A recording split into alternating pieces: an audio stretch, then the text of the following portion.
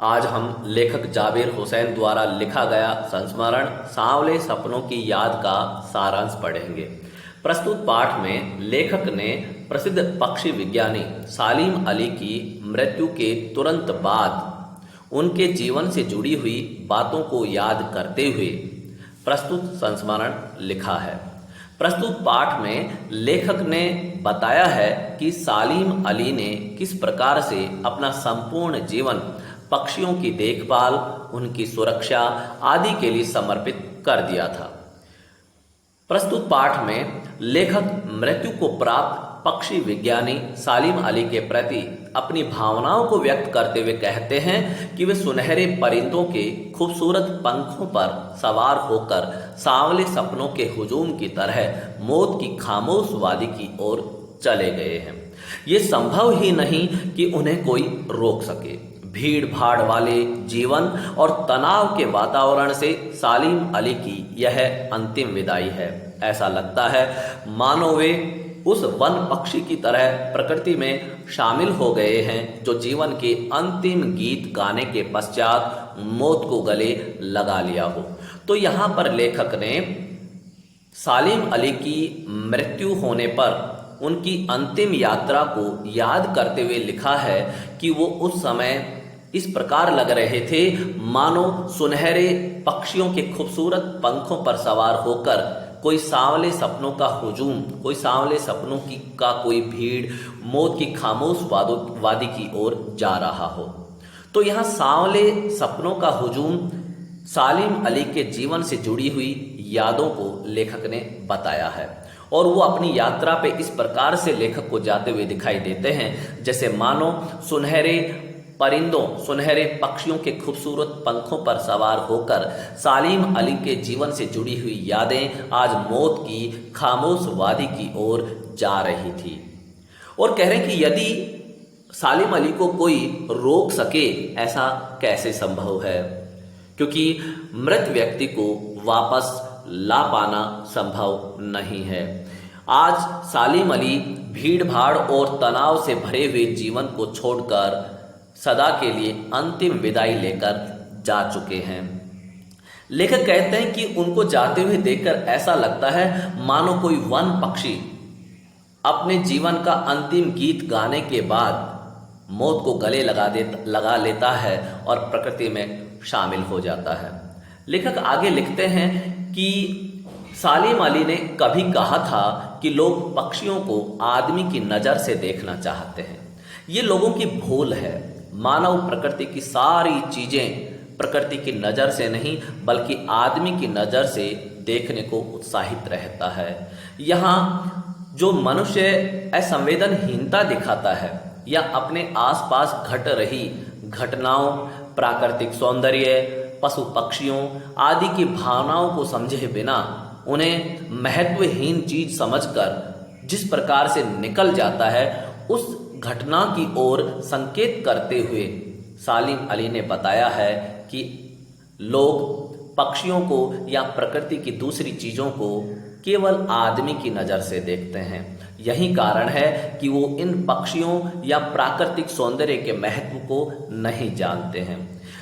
यही बात कक्षा 6 में एक पाठ हेलन केलर का चलता है, उसमें भी आई थी, जिसमें पाठ का शीर्षक था जो देख कर भी नहीं देखते। तो कुछ यहाँ पर प्रस्तुत पाठ का यह वर्णन उसे मिलता जुलता है। हेलन केलर को भी यह बात बड़ी अजीब लगती थी जब लोग वन में घूमकर आते थे और जब उनसे पूछा जाता कि तुमने वहाँ क्या देखा तो लोग कहते कुछ खास नहीं। तो हेलन केलर को बड़ा विचित्र लगता था। तो यहाँ पर सालिम अली ने भी कुछ ऐसा ही कहा है कि लोग प्रकृति की दूसरी चीज़ों जैसे झरने, पहाड़, पेड़ पौधे या पक्षियों को केवल आदमी की नज़र से देखते हैं। वो इन प्राकृतिक वस्तुओं या पशु पक्षियों के प्रति संवेदना नहीं रखते हैं। इसी वजह से सालिम अली को इन बातों से दुख होता है। आगे लेखक लिखते हैं कि लेखक ऐतिहासिक पृष्ठभूमि का उल्लेख करते हुए कहते हैं कि कब कृष्ण ने वृंदावन में रास लीला रची थी और गोपियों को अपनी शरारतों का निशाना बनाया था।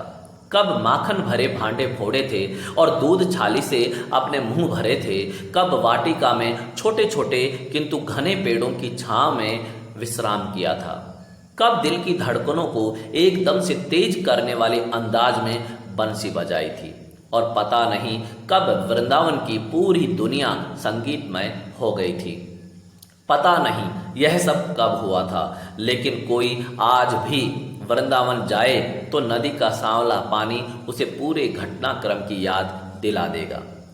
यहाँ पर लेखक जावेर हुसैन ने श्री कृष्ण से जुड़ी हुई ऐतिहासिक पृष्ठभूमि का उल्लेख इसलिए किया, यह बताने के लिए कि जिस प्रकार से वृंदावन जाने पर वहाँ के बगीचों, वहाँ यमुना नदी के कलकल करते हुए बहते हुए पानी को देखकर, वृंदावन की गलियों को देखकर, वहाँ वृंदावन की गलियों से बच्चों की निकल रही भीड़ जो नदी की ओर जा रही होती है, इन सब को देखकर कह रहे हैं कि जैसे बरबस ही हमें कृष्ण की रास लीला, कृष्ण का अपने सखाओं के साथ खेलना और गायों को चराना आदि याद आ जाता है।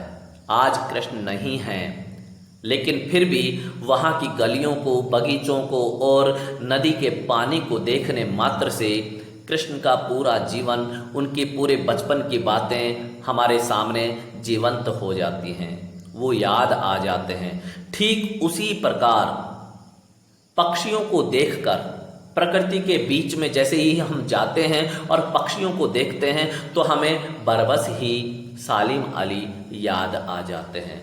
तो यहाँ कृष्ण से जुड़ी हुई ऐतिहासिक पृष्ठभूमि का उल्लेख करके लेखक ने बताया है कि जिस प्रकार से वृंदावन की एक एक स्थान या एक एक वस्तु को देखने मात्र से कृष्ण की लीलाओं की याद आ जाती है, ठीक वैसे ही पक्षियों को देखकर, प्रकृति के बीच में उपस्थित होकर सालिम अली को याद किया जा सकता है। लेखक के अनुसार सालिम अली लगभग 100 वर्ष के होने ही वाले थे कि उनकी मृत्यु कैंसर जैसी जानलेवा बीमारी के कारण हो गई थी, लेकिन मौत उनकी आंखों से वह रोशनी छीनने में असफल रही जो पक्षियों की तलाश और उनकी सुरक्षा के प्रति समर्पित थी। तो यह लेखक ने बताया कि सालिम अली की जब मृत्यु हुई तो उस समय वो 100 वर्ष के होने ही वाले थे, लेकिन चूंकि उनको कैंसर की घातक बीमारी थी, बड़ी ही दर्दनाक मौत उनको मिली, कैंसर से वो पीड़ित थे और इस प्रकार से 100 वर्ष की उम्र प्राप्त करने से पहले ही सालिम अली का देहांत हो जाता है। लेकिन मौत होने के बाद भी सालिम अली की आंखों में जो पक्षियों के प्रति प्रेम, उनकी खोज की ललक और उनकी सुरक्षा के प्रति समर्पण का जो भाव था, वह भाव उनकी आंखों से मौत भी नहीं छीन पाई।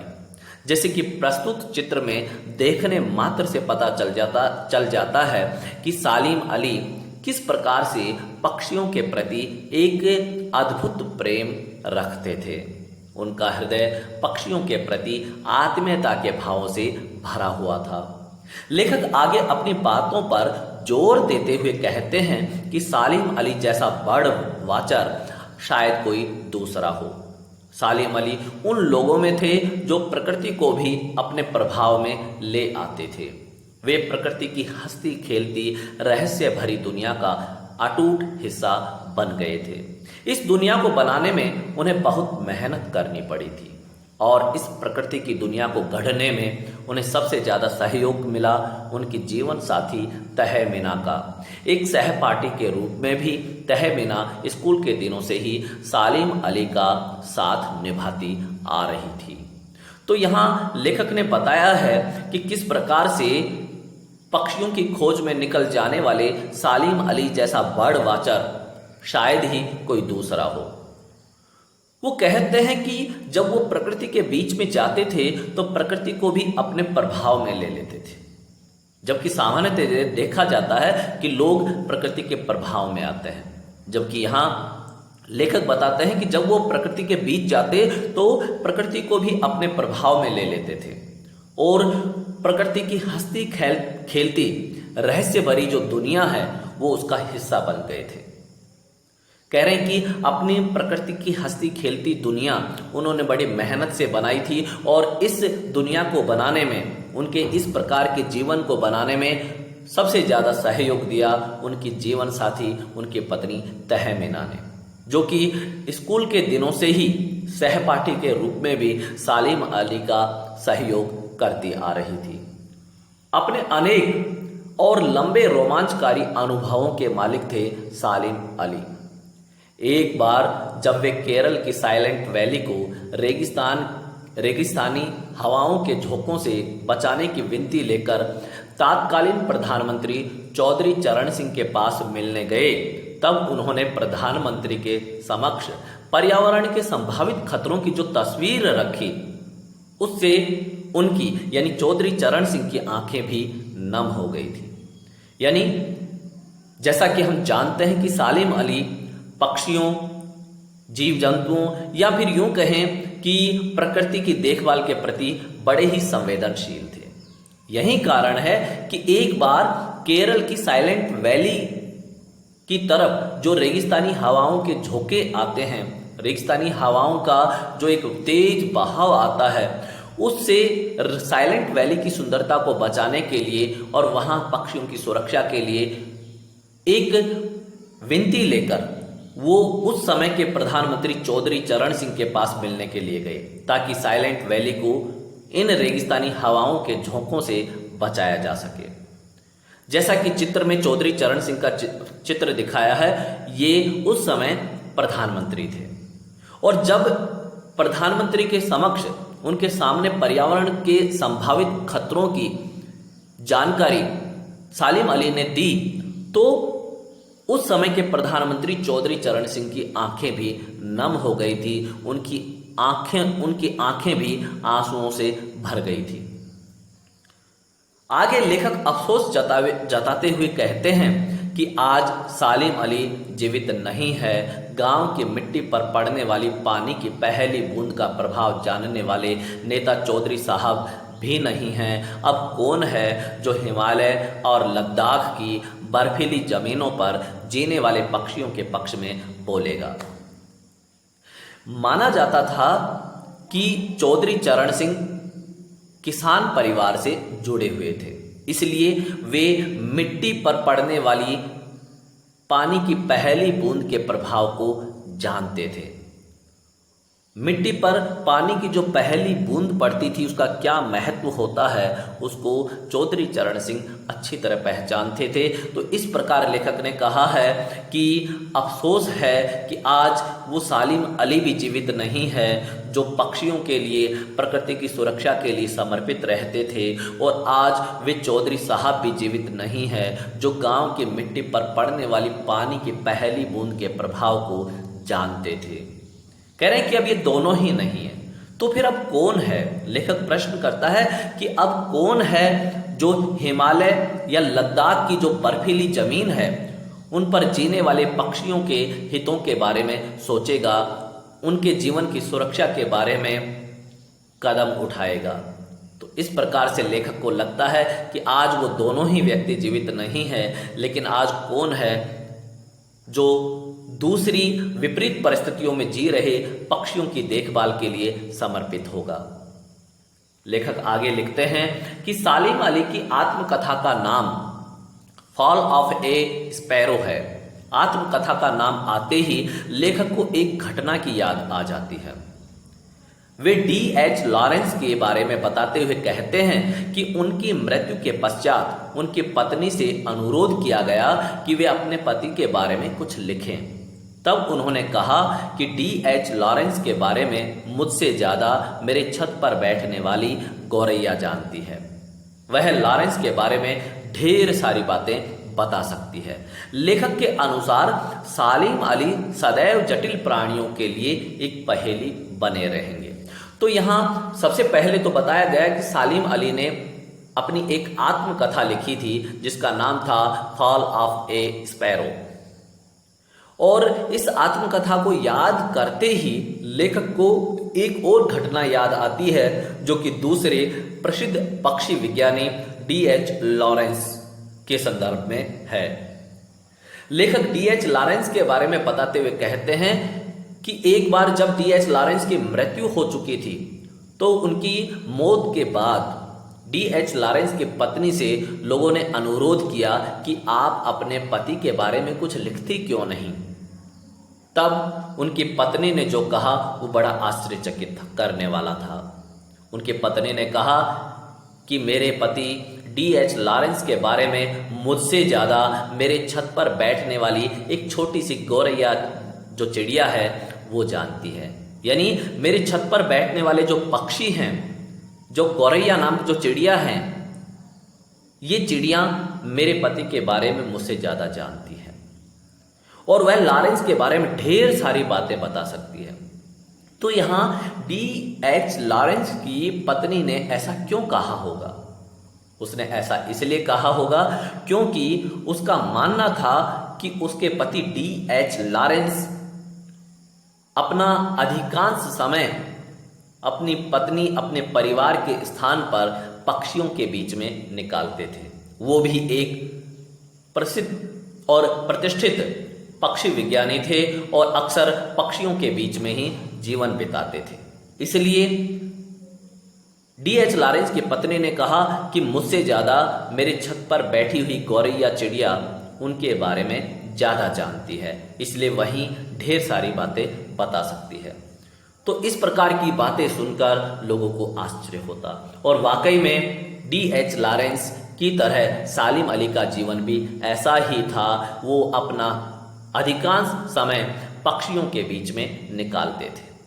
अब प्रश्न खड़ा होता है कि सालिम अली के मन में पक्षियों के प्रति यह प्रेम जागृत कैसे हुआ, वो पक्षी प्रेमी कैसे बने? तो इसके पीछे उनके बचपन की एक घटना को माना जाता है। हुआ यूं कि बचपन के दिनों में उनकी एयर गन से घायल होकर गिरने वाली नीले कंठ की वह गौरैया सारी जिंदगी उन्हें खोज के नए नए रास्तों की तरफ ले जाती रही। जिंदगी की ऊंचाइयों में उनका विश्वास एक क्षण के लिए भी डिगा नहीं और वो लॉरेंस की तरह नैसर्गिक यानी कि प्राकृतिक जिंदगी का प्रतिरूप बन गए थे, एक स्वाभाविक जिंदगी का प्रतिरूप बन गए थे। सालिम अली प्रकृति की दुनिया में एक टापू बनने के बजाय अथाह सागर बनकर उभरे थे। वे अपने जीवन में अपनी मेहनत से नित नई ऊंचाइयों को निरंतर छूते रहे। तो यहाँ पर बताया कि किस प्रकार से उनके बचपन के दिनों में जब वो अपनी एयर गन से घर के बाहर निकले थे उसको लेकर, तो कह रहे कि बचपन के दिनों में उनकी एयर गन से एक गौरैया जो कि नीले कंठ वाली थी वो घायल होकर गिर जाती है और घायल होकर गिरने वाली उस नीले कंठ की गौरैया को देखकर सालिम अली के हृदय में उसके प्रति करुणा का भाव जागृत होता है। उनका हृदय परिवर्तन होता है और इस हृदय परिवर्तन के बाद वो पक्षियों के बारे में नई नई जानकारी जुटाने में लग गए और धीरे धीरे उनकी जो यह जिज्ञासा है धीरे धीरे पक्षी प्रेम में बदलती चली गई और वो संपूर्ण जीवन पक्षियों की खोज में दूरबीन लेकर निकल जाते थे। पक्षियों की देखभाल, उनकी सुरक्षा के लिए उन्होंने अपना संपूर्ण जीवन समर्पित कर दिया था। तो इस प्रकार बचपन के दिनों में उनकी एयर गन से घायल होकर गिरने वाली नीले कंठ की गौरैया ने एक तरह से उनके जीवन को बदल दिया और उनके मन में, उनके हृदय में पक्षियों के प्रति करुणा और प्रेम का भाव जागृत कर दिया था। और बाद में जो जीवन उन्होंने प्रकृति के बीच और पक्षियों के बीच में जिया, उसको देखकर लगता है कि डी.एच. लॉरेंस की तरह ही सालिम अली भी एक स्वाभाविक जिंदगी के प्रतीक बन गए थे। नैसर्गिक का अर्थ है स्वाभाविक या प्राकृतिक। सालिम अली प्रकृति की दुनिया में एक टापू बनने के बजाय अथाह सागर बनकर उभरे थे। इसका अर्थ है कि प्रकृति की दुनिया में टापू बनने का अर्थ है कि एक छोटा व्यक्तित्व होना, लेकिन सालिम अली चूंकि टापू नहीं थे, यहाँ उनको अथाह सागर बताया है। अथाह यानी जिसकी था नहीं ली जा सके, जिसकी गहराई का, जिसकी व्यापकता का कोई अंदाजा ना हो। तो लेखक ने बताया है कि सलीम अली प्रकृति की दुनिया में उनका जो व्यक्तित्व था वो एक टापू की तरह नहीं था, अपितु एक अथाह सागर की तरह व्यापक था। सलीम अली का व्यक्तित्व इतना व्यापक था कि उसको टापू कहना अनुचित होगा। वो तो एक अथाह सागर के समान प्रकृति का पर्याय बन गए थे। और इस तरह से ये जो उन्होंने अपना एक विशिष्ट व्यक्तित्व बनाया, इसमें उनकी मेहनत उनको नई ऊंचाइयों को निरंतर छूते रहने के लिए सदैव आगे बढ़ाती रही। जो लोग उनके व्यक्तित्व से भली भांति परिचित हैं, उन्हें ऐसा महसूस होता है कि सलीम अली आज भी पक्षियों की तलाश में निकले हैं। वे जल्द ही अपने गले में दूरबीन लटकाए लौट आएंगे। लेखक की आंखें नम हैं। वे सलीम अली के प्रति अपनी मोहब्बत को समर्पित करते हुए कहते हैं कि सलीम अली तुम लौटोगे ना। यानी लेखक भी अपनी मोहब्बत को सलीम अली के प्रति व्यक्त करते हुए कहते हैं कि सलीम अली तुम लौटोगे ना। तो इस प्रकार से प्रस्तुत पाठ में हमने देखा कि प्रस्तुत पाठ में उनकी एयर गन से घायल होकर गिरने वाली नीलकंठ की गौरैया को देखकर उनका हृदय परिवर्तन होता है और उसके बाद वो पक्षियों की खोज में निकल जाते थे। पूरा जीवन उन्होंने पक्षियों की देखभाल और उनकी सुरक्षा में व्यक्त किया। पक्षियों के बारे में नई नई जानकारियां वो जुटाते रहते थे। पक्षियों को जब भी कहीं उनको दुखी देखते हुए पाया जाता तो वो उनकी देखभाल करते हुए देखे जाते। इस प्रकार से उन्होंने जिस प्रकार प्रकृति के बीच में अपना एक व्यक्तित्व बनाया, वो व्यक्तित्व इतना विराट, इतना व्यापक था कि उसे टापू कहना अनुचित था। वह एक अथाह सागर की भांति विराट व्यक्तित्व के धनी हो गए थे, जिसे उन्होंने अपनी मेहनत से बनाया था। तो इस प्रकार से यह पाठ यहाँ समाप्त होता है। धन्यवाद।